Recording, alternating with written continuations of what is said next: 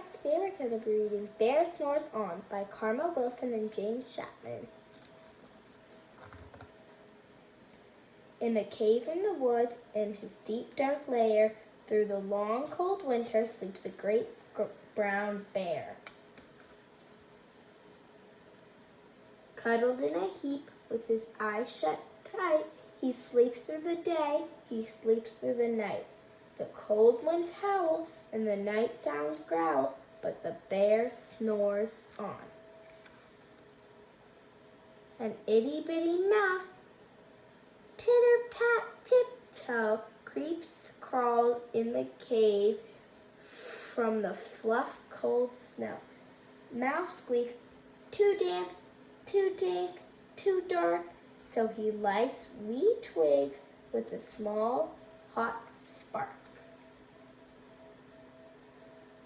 The coals pip-pop and the wind doesn't stop, but the bear snores on.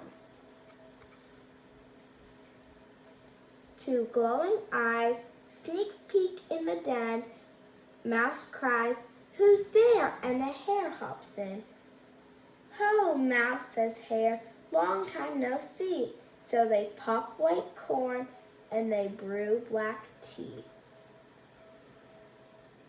Mouse sips wee slurps, Hare burps big burps, but the bear snores on. A badger scuttles by, sniffs, snuffs at the air. "I smell yummy yums. Perhaps we can share?" "I've brought honey nuts," Badger says with a grin. "Let's divvy them up, cozy down and dig in." And they nibble and they munch with a chew, chomp, crunch, but the bear snores on. A gopher and a mole tunnel up through the floor, then Wren and a raven flutter through the door. Mole mutters, "What a night, what a storm," twitters Wren, and everybody clutters in the great bear's den. They tweet and they titter, they chat and they chitter, but the bear snores on. In a cave in the woods, a slumbering bear sleeps through the party in his very own lair. Hare stokes the fire, Mouse